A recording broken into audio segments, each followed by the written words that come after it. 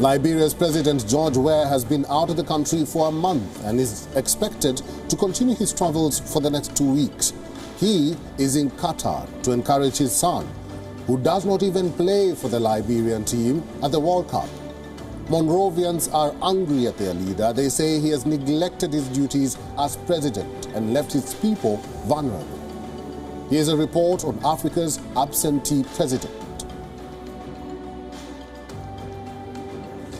On November the 22nd, the day after the first match of the United States against Wales, George Weah posted on his Twitter account photos with his son, Tim Weah, with this saying, "A proud father." Twitter went on a frenzy with comments flooding the president's post, many calling the leader egoistic and flamboyant. Then on the 30th of November, another video was doing the rounds on socials. The President and First Lady elated of their son's team qualification to the round of 16 of the FIFA World Cup. Now here's a flashback.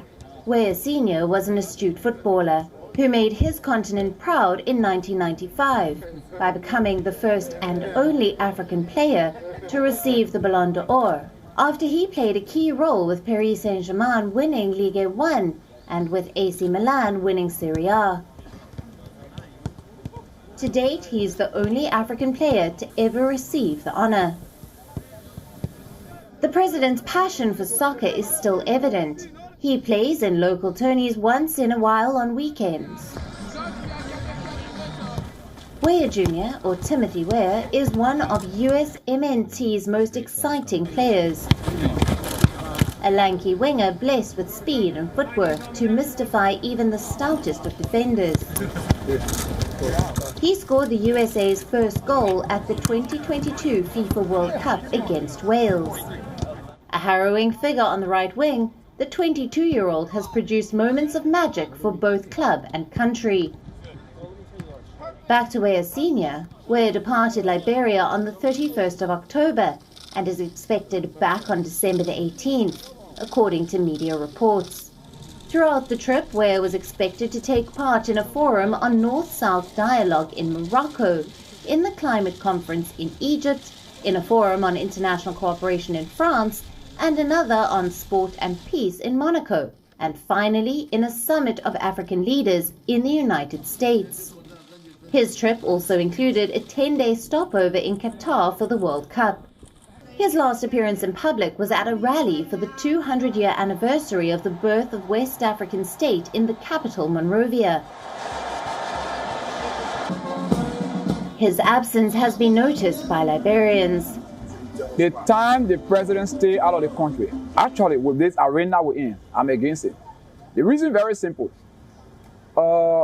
He was elected to serve the nation.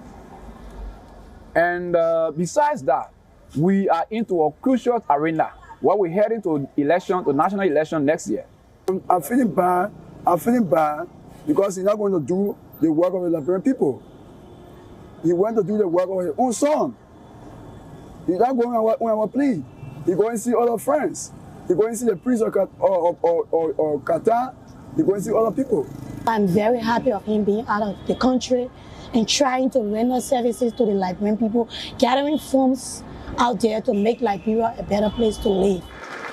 Weah took over from Nobel laureate Ellen Johnson Sirleaf, who, over 12 years, steered the country away from the trauma of a civil war but failed to ease dire poverty. Weah's election was a watershed moment for the country's poor, many of whom view his ascent from Monrovia's slums to the nation's highest office with a feeling close to reverence. More than 60% of its 4.6 million citizens are under 25, and many voted for Weah in the belief he would quickly boost employment. Liberia ranks 177th on the 188 countries in the UN's Human Development Index. Bureau Report, WION World is One.